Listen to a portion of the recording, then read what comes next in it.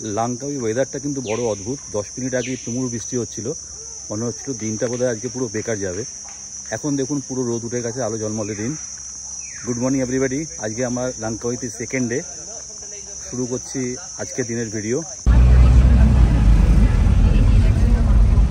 আজ আমি এসেছি মালয়েশিয়া তথা সাউথ ইস্ট এশিয়ার প্রথম জিও ফরেস্ট পার্ক, যেটা কিলিম ভিলেজে অবস্থিত লাঙ্কাউই আইল্যান্ডে। 2007 সালের 1 জুন ইউনেস্কো এটা 52তম গ্লোবাল জিও পার্ক হিসাবে ডিক্লেয়ার করে এবং মালয়েশিয়া তথা সাউথ ইস্ট এশিয়ার অনলি জিও ফরেস্ট পার্ক ছিল তখন এটা। 100 স্কোয়ার কিলোমিটার বিস্তৃত এই প্রাকৃতিক সৌন্দর্যে ভরা ল্যান্ডস্কেপটা আজকে আমি দেখব। লাঙ্কাউই আইল্যান্ডে 3টে জিও ফরেস্ট পার্ক আছে, তার মধ্যে অন্যতম হচ্ছে এই Kilim karst geo forest park. ইউনেস্কোর স্বীকৃতি পাওয়ার আগে এখানে খুব একটা ট্যুরিস্ট অ্যাক্টিভিটি ছিল না, মেনলি এটা একটা ফিশিং ভিলেজ হিসাবেই পপুলার ছিল। আজ কিন্তু এই কিলিম জিও ফরেস্ট পার্ক একটা সাকসেসফুল ইকো ট্যুরিজম ডেস্টিনেশন সারা পৃথিবীতে।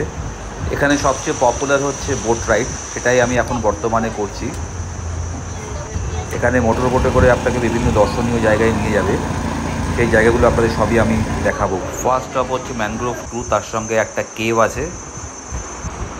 আমরা বোট থেকে নেবে প্রথমে কেভের দিকে যাচ্ছি। এখানে অনেকগুলো ওয়ার্নিং দেওয়া আছে, অনেক বাদর আছে, মোবাইল ফোন তারা নিয়ে পালিয়ে যায় অনেক সময়। দেখতে পাচ্ছেন চারদিকে ম্যানগ্রোভ। একটু স্লো আছে কারণ সামনে একটা কেভ আছে, একদম অন্ধকার কেভ, অন্ধকারে দেখা যাচ্ছে না। কেভের মাথায় সিলিংয়ে কিন্তু অসংখ্য বাদুড় ঝুলছে। বেরিয়ে এসেছি কেভের থেকে, একটা ছোট ব্রিজ ক্রস করছি, দুদিকে খালি ম্যানগ্রোভ দেখা যাচ্ছে। ম্যানগ্রোভ ট্যুর করে এবার আমরা বেরিয়ে পড়েছি, যাচ্ছি এবার নেক্সট ডেস্টিনেশনে। এই অফ সিজনেও কিন্তু কয়েকশো বোট দেখছি ট্যুরিস্টদের নিয়ে ঘুরছে। জায়গাটা খুবই পপুলার জায়গা, সিজন টাইমে এখানে সাংঘাতিক ভিড় থাকে। সেকেন্ড স্টপ হচ্ছে একটা ফিশারি বা ফিশ পন্ড আছে এখানে কতগুলো, কিভাবে এখানে মাছ চাষ হয় সেটা এখানে দেখব আমরা। দেখুন ছোট ছোট অনেক মাছ দেখা যাচ্ছে এখানে, এগুলোই আস্তে আস্তে বড় হবে, এগুলো একদম চারা। কিছু কিছু বড় মাছও দেখতে পাচ্ছি। ফিশ পন্ড দেখে বেরিয়ে পড়েছি আমরা, এগিয়ে যাচ্ছি। সামনে দেখুন কি সুন্দর একটা গুহার মতো দেখা যাচ্ছে, তার মধ্যে দিয়েই বোট যাচ্ছে। ভারী সুন্দর প্রাকৃতিক সৌন্দর্য, চোখে দেখলে যতটা আনন্দ পাওয়া যায় ক্যামেরায় ঠিক অতটা আমি আপনাদের বোঝাতে পারছি না।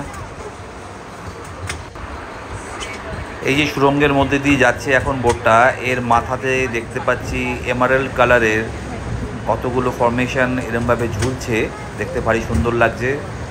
দেখুন ক্যামেরা দিয়ে আমি দেখাবার চেষ্টা করছি আপনাদের ব্যাপারটা। জায়গাটা সরু বলে বোটগুলো খুব আস্তে আস্তে যাচ্ছে, কেন উল্টো দিক থেকে যদি কোনো বোট আসে তাকেও জায়গা দিতে হবে। খুব সুন্দরভাবে বোটগুলো এখানে চলাচল করে। কিছু কিছু সময় বোটগুলো কিন্তু খুব স্পিড তোলে, তখন বেশ ভয় লাগে। আর যখন সরু ক্যানেলের মধ্যে দিয়ে যায় তখন একটু আস্তেই যায়। দেখতে পাচ্ছেন ম্যানগ্রোভ দেখা যাচ্ছে, সুন্দরবনের কথা মনে পড়ছে, সুন্দরবনেও এরকম ম্যানগ্রোভ দেখা যায়। চারিদিকে খুব বাদর, এখানে অনেক বাদর দেখতে পেলাম রাস্তায়। কিছু কিছু বাদর দেখছি কিছু কিছু বোটের মধ্যে উঠে পড়ছে, তারা খাবার দিচ্ছে। এবারে আমরা চলে এসেছি ইগল ওয়াচিং একটা জায়গায়। পার্টিকুলার এই জায়গাতে অনেক ইগল দেখতে পাওয়া যায়, তারা জল থেকে মাছ ধরে খাচ্ছে, কি সুন্দর দেখুন। ইগলগুলোরও গায়ের রং দেখুন ব্রাউনিশ। এখানে জেনারেলি ইগল হোয়াইট কালারের আমরা বেশি দেখতে পাই। হোয়াইট ইগল কিন্তু সমুদ্রের কাছাকাছি বেশি দেখতে পাওয়া যায়। দুই একটা হোয়াইট ইগলও এখানে দেখতে পাচ্ছি, কিন্তু খুব সুন্দর লাগছে ইগলগুলোকে দেখতে। তারা কি সুন্দর জল থেকে ফ্লাইং অবস্থায় মাছ ধরে চলে যাচ্ছে আবার তাদের গাছের যেখানে তারা থাকে সেই জায়গায়। ইগল ওয়াচিংয়ের পর আমরা চলেছি নেক্সট ডেস্টিনেশনের দিকে।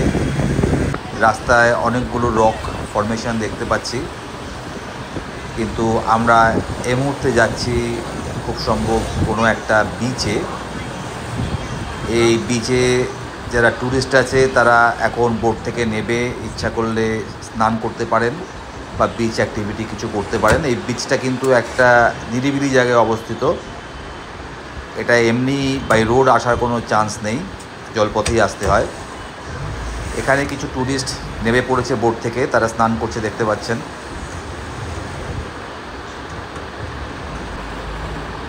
যে বোটটা করে আমরা এসেছি এই বোটের যে ইঞ্জিন সেটা খুব পাওয়ারফুল।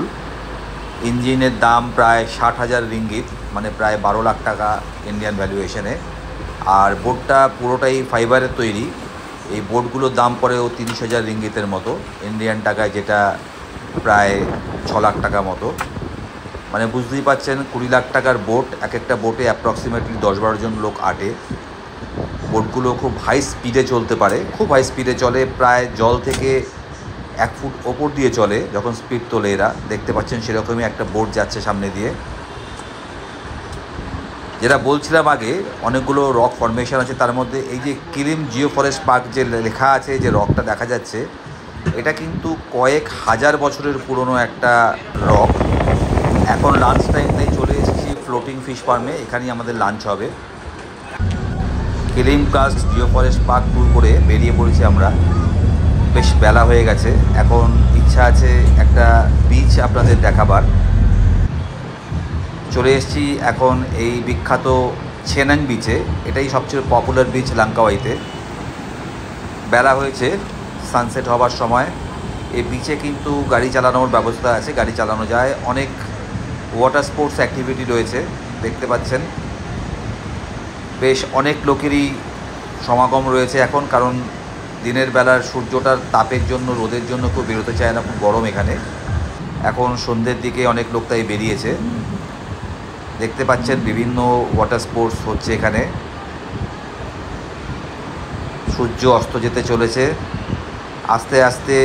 এই যে জেট স্কি বা অন্যান্য যে সামগ্রী আছে, এগুলো গাড়ি করে তারা ফিরে যাচ্ছে আজকের দিনের মতো, কারণ এখন একটু পরেই রাত্রি হয়ে যাবে। এই যে জিনিসগুলো দেখছেন, এগুলো কিন্তু সব বসার অ্যারেঞ্জমেন্ট। এখানে একটু পরেই শুরু হবে ফায়ার শো। তো টিকিট আছে, টিকিট কেটে আপনি ইচ্ছা করলে এই যে জিনিসগুলো দেখছেন এগুলোকে খুলে দেওয়া হবে, সোফার মতো হয়ে যাবে। আপনি সেখানে বসে ফায়ার শো দেখতে পারেন, খাওয়া দাওয়া করতে পারেন। সুন্দর অ্যারেঞ্জমেন্ট করা রয়েছে। দেখতে পাচ্ছেন গাড়ি করে জেট স্কিগুলো ফেরত চলে যাচ্ছে সব। বা সুন্দর একটা caption, no woman no cry, customer always wrong. ভারী সুন্দর ক্যাপশন। এর সঙ্গেই শেষ করছি আজকের এই ভিডিওটা ভালো লেগে থাকলে লাইক করবেন, শেয়ার করবেন, কমেন্ট করবেন। আগামী দিনের ভিডিওগুলো অবশ্যই দেখবেন। ভালো থাকবেন।